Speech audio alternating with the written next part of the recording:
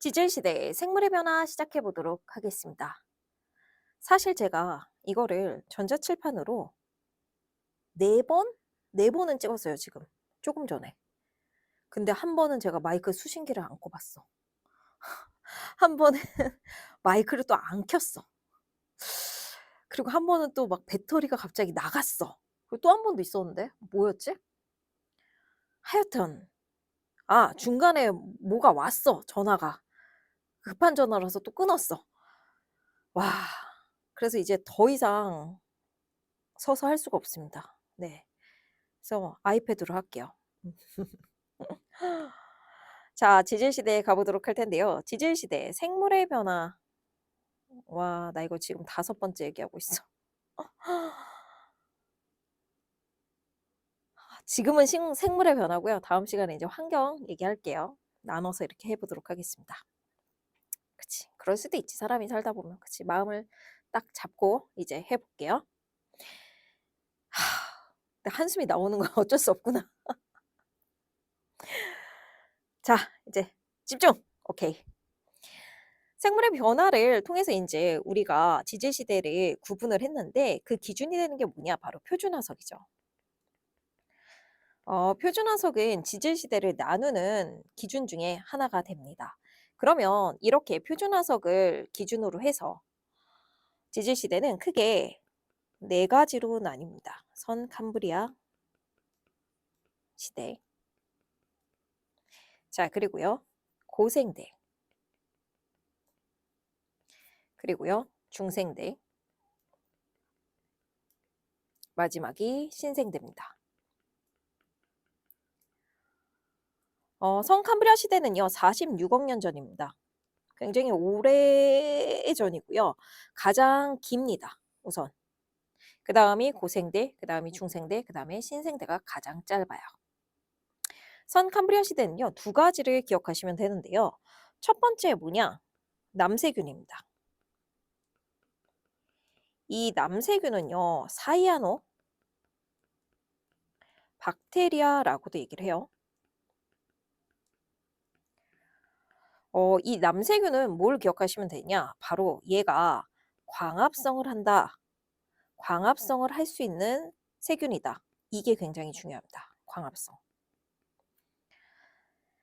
자, 두 번째는 뭐냐? 두 번째는 에디아카라 동물군입니다.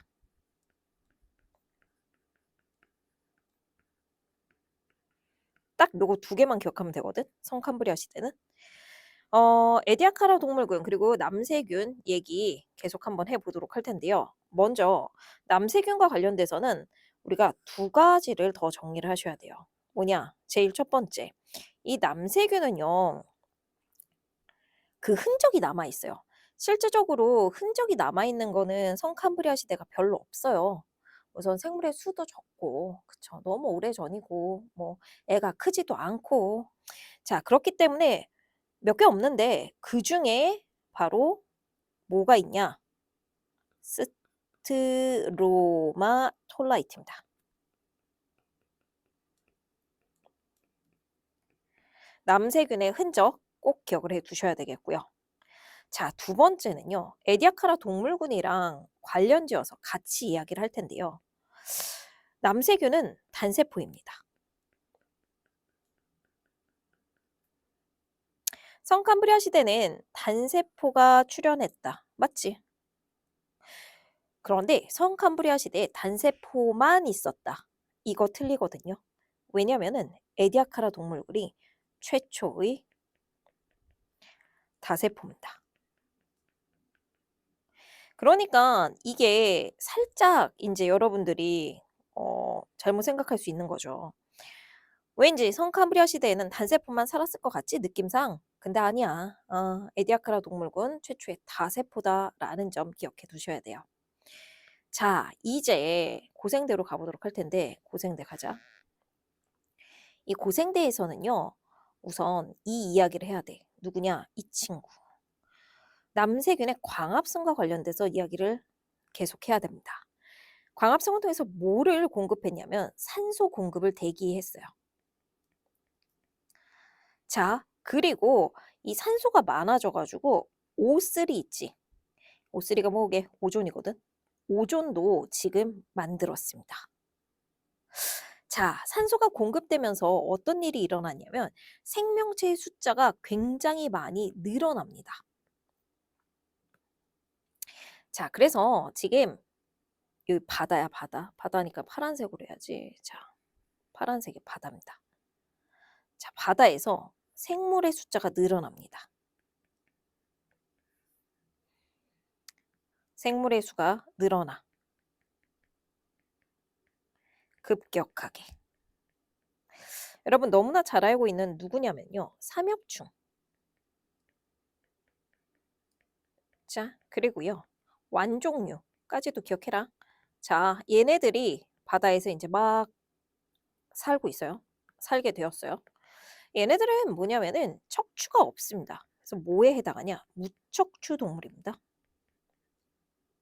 근데 이 바다에서 바다 척추 동물이 처음으로 생깁니다.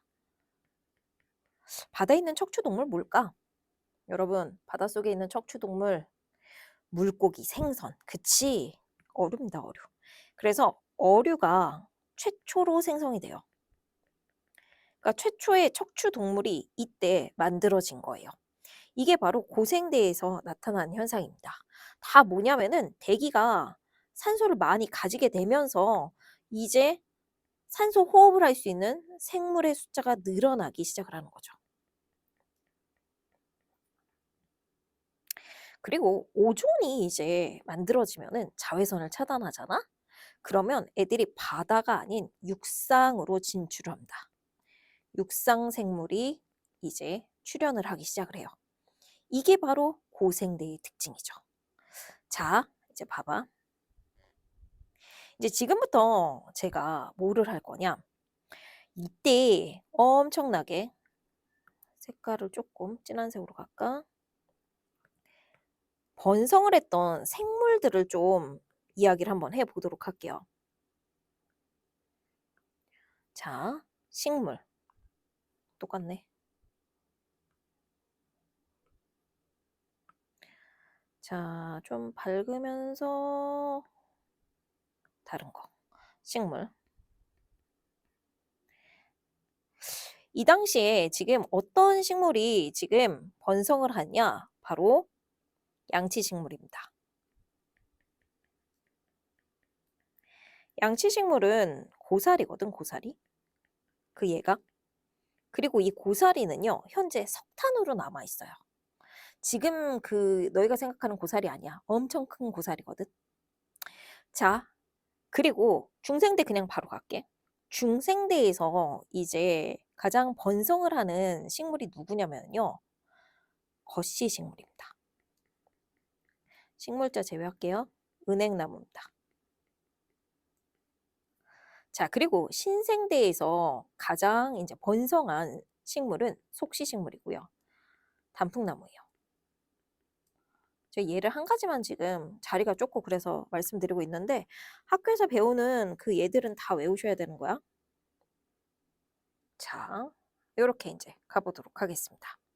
근데 문제가 뭐냐면요. 이거거든요. 자, 잘 봐봐. 양치식물은 언제 출현을 하냐? 고생대 때 출현을 해요. 네. 그냥 고생대 자체에서 출현을 해서 이때 번성을 합니다. 이렇게. 성캄브리아 시대는 양치식물을 만들 만큼 좀 그런 환경이 아니야. 응. 고생대쯤 돼야지 이제 양치식물이 생기죠. 식물이 생깁니다. 자, 근데 이제 문제는 뭐냐면 얘거든요. 거시식물. 이 거시식물은 언제 최초로 출현을 하냐? 출현이 바로 전 단계입니다. 고생대 때 출현을 해요. 여기가 출현이야. 고생대 말에 출현해서요. 중생대 때 엄청 번성을 해. 번성.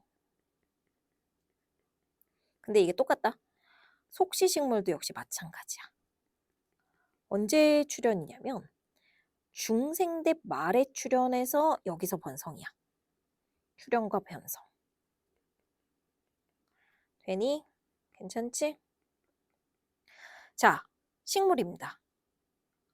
근데 동물도 이제 좀 이야기를 나눠야 되겠죠. 자, 동물은요. 뭐지? 자, 동물 가자. 동물은 고생대 때 무척추, 그렇지. 무척추 동물, 곤충 같은 애들. 그치? 엄청 이제 번성을 합니다. 자, 그 다음에 어류, 이때 번성을 해요. 자, 그리고 양서류까지도 여기다가 넣어주시면 돼요. 중생대는요, 누구냐면요, 파충류의 시대야. 대표적인 얘가 누구게? 공룡이요. 그치? 자, 그 다음에 신생대는요, 조류와 포유류의 시대입니다. 이제 후반부 가면은 대박 큰 매머드 같은 애들도 나와요. 대형 큰 애들 있지. 자, 얘도 똑같습니다. 어떻게 될지 눈치 채셨지 지금? 자, 얘네들은 어떻게 될 거냐? 어떤 색으로 해야지 여러분들이 눈에 빡 띌까? 자, 무척추동 하나도 안 띄네. 자, 무척추 동물, 어류, 양서류 언제 출현했냐면 바로 그냥 고생대 때 출현해서 고생대 때 번성하는 겁니다. 식물이랑 똑같아요.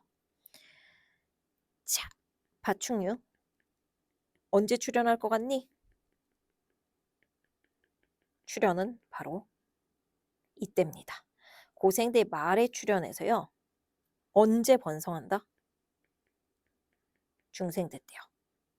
자, 얘도 마찬가지란다. 조류랑 포유류 역시 마찬가지로요. 출현이 언제다? 출현은 바로 전 단계인 중생대고요. 언제 번성한다? 신생대에 번성하게 되는 거야. 그러니 문제 내기 얼마나 좋겠니? 언제 출현했니? 언제 번성했니? 그치? 언제 출현했니? 언제 번성했니? 너무 문제 내기 좋고요. 그런데 이거는 중생대랑 신생대만 해당하는 내용입니다. 나머지 고생대랑 성캄브리아대는 이거 아니에요. 알겠죠? 요렇게 정리하셔야 돼요. 표준화석 2개만 갈게. 자, 중생대에 표준화석 이 친구 있죠? 이거 누구니? 이거 암모나이트. 그치? 자, 그 다음에 신생대 표준화석 화폐석까지 하나 더 기억해 두시고요. 아마 학교에서 더 많은 표준화석들을 살펴보실 겁니다. 그거는 따로 좀 정리를 하셔야 될 것 같아요. 자, 드디어 했어. 나 이제 더 이상 이건 안 찍어. 자, 요렇게 해서 마무리 짓게요. 다음 시간에 다시 봐.